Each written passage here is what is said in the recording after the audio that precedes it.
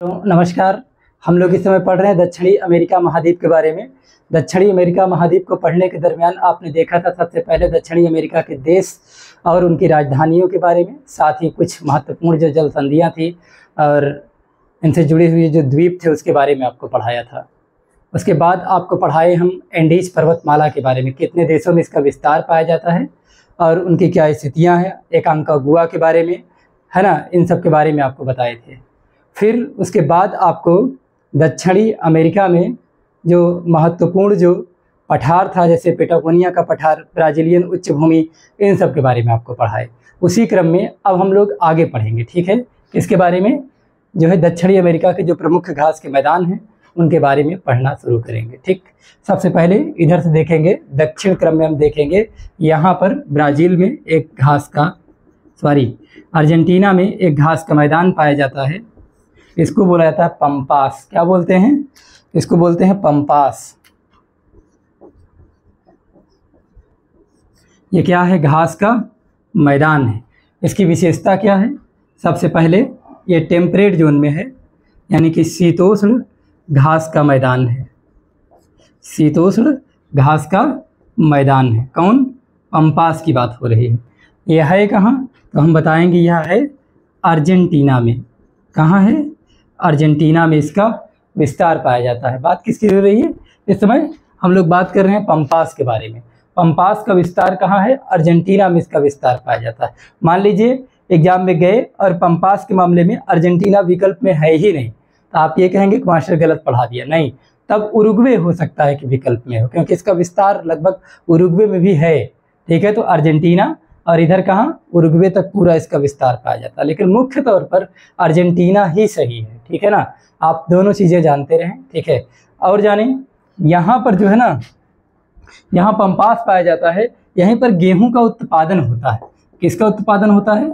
गेहूं का उत्पादन होता है। जो विशेषताएं हैं उनके बारे में हम लोग थोड़ा बेहतर तरीके से जानने का प्रयास करेंगे। और यहाँ पर जो है पशुपालन भी किया जाता है। क्या किया जाता है?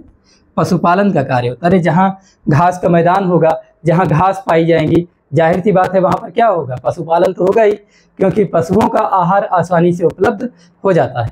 यहीं पर अर्जेंटीना में ही बीच बीच में कहीं कहीं जो है पाया जाता है क्या? एक घास पाई जाती है, उसका नाम है अल्फा अल्फा। इसको पशु खा करके बहुत ही तंदुरुस्त रहते हैं, ठीक है। तो हम यहाँ लिख दे रहे हैं कौन सा घास है? तो अल्फा अल्फा पाया जाता है। एक अल्फा हम लोग मैथ में पढ़ते हैं, यहाँ पर वो अल्फा की कोई बात नहीं हो रही है। यह अल्फा घास होती है।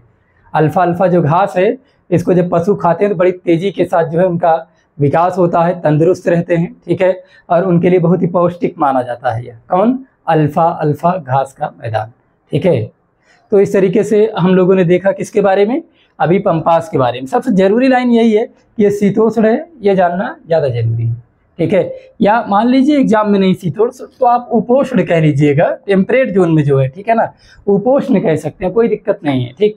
फिर इसके बाद अब हम लोग आगे बढ़ेंगे और आगे देखते हैं कि कौन सा घास का मैदान पाया जाता है इधर। जब आप और ऊपर आके देखेंगे तो इधर ब्राज़ील साइड में आपको दिखेगा यहाँ पर एक घास का मैदान, कुछ इस तरीके से घास का मैदान है। इसका नाम है कंपोज। क्या बोलते हैं?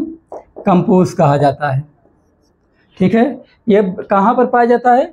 अगर आपको ऑप्शन में, जैसे कंपोज के मामले में ध्यान से समझिएगा, जैसे जब कंपोज की बात करेंगे, ये घास का मैदान है, अगर ऑप्शन में इसके बोलीविया नहीं दिया है तब तो ब्राज़ील उत्तर सही हो जाएगा। लेकिन अगर ब्राज़ील और बोलीविया दोनों दिया है तो सही उत्तर क्या होगा? तब जो है ब्राज़ील सही होगा। ध्यान से समझिएगा, बोलीविया उसी दशा में सही होगा इसके मामले में जब ब्राज़ील ऑप्शन में ना हो, ठीक है। तो हम कहेंगे कंपोज कहाँ है? पाई जाती है कहाँ? बोलीविया में। किस दशा में? यदि ऑप्शन में ब्राज़ील नहीं है तब हम कहेंगे कंपोज कहाँ पाई जाती है? बोलीविया में पाई जाती है। फिर इसके ऊपर चलेंगे ना तो आपको एक और घास का मैदान दिखेगा, उसका नाम है कटिंगा। क्या नाम है? कटिंगा घास का मैदान है। क्या नाम है इसका? कटिंगा। ये भी ब्राज़ील में ही है। कैसा? ये ब्राज़ील में पाया जाता है घास का मैदान। ये सब उष्ण हैं। कैसे हैं? ये उष्ण कटिबंधीय हैं ये भी। और इधर जो है कंपोज की बात करें तो ये भी उष्ण घास का मैदान है। लेकिन अगर पंपास की बात करेंगे जो अर्जेंटीना में पाया जाता है ना, इसको बोला जाता है कि यह उपोष्ण है, टेम्परेट जोन में है। बाकी सब क्या है, सब ट्रॉपिकल जोन में है। ठीक है, इस तरीके से है। तो इतना आपको समझ में आ गया होगा, ध्यान से समझते रहिएगा। जैसे एग्जामिनर अगर सनक गया तो क्या करेगा, अपने हिसाब से दक्षिण से उत्तर का क्रम सजाने के लिए दे सकता है, या हो सकता है कि उत्तर से दक्षिण का क्रम सजाने के लिए दे दे। ठीक है, तो इस तरीके से आपके एग्जाम में प्रश्न पूछे जाते हैं।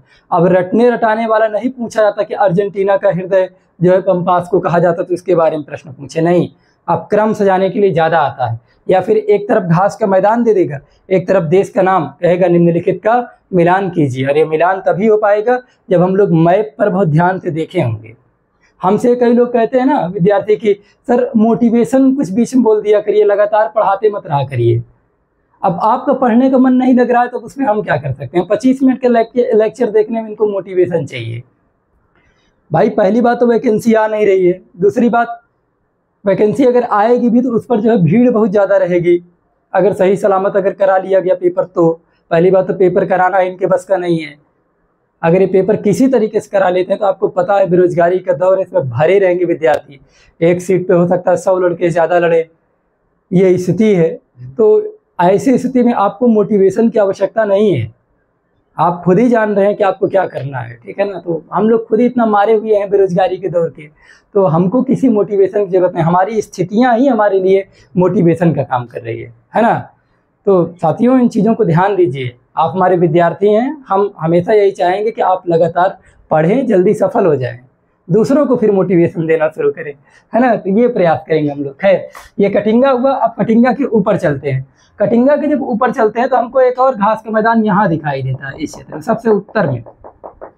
कई बार एग्जाम में क्या होता है ना, सबसे उत्तरी और दक्षिणी अगर याद रहे तो भी एग्जाम में क्वेश्चन सही हो जाता है, क्योंकि एक आठ अगर याद है तो हो सकता है कि वो ऑप्शन में उसी से शुरुआत हो, बाकी सब इससे शुरुआत ना हो। जैसे यहाँ पर देखिए ये लानोज है सबसे उत्तर में।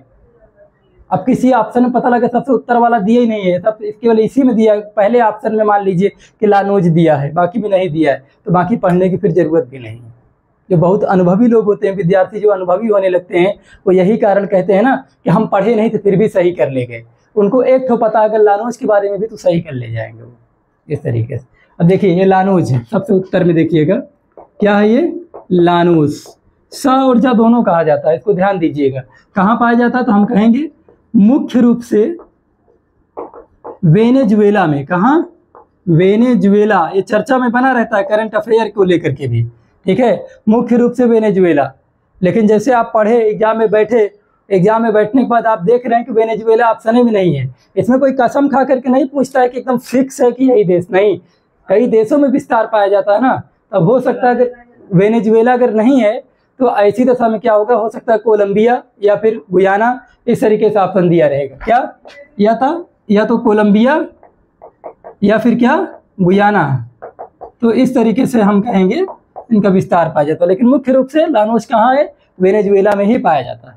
तो ये याद रखना हमारे लिए जरूरी होता है। ठीक है, और उसके बाद देखते हैं एक और यहाँ पर छूट रहा है, कुछ इस तरीके से है, वो ग्रैंड चाको नाम है इसका। इन सबको तो हम लोग कभी ध्यान ही नहीं देते हैं, ग्रैंड चाको।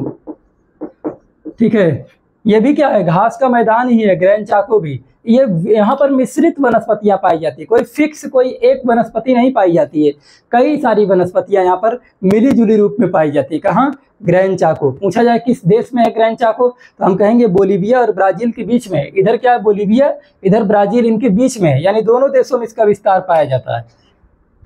बोलीविया और क्या, ब्राजील, दोनों देशों में इसका विस्तार पाया जाता है। ठीक है, वैसे मुख्य तौर पर बोलीविया होना चाहिए, लेकिन बोलीविया और ब्राजील दोनों में इसका विस्तार पाया जाता है।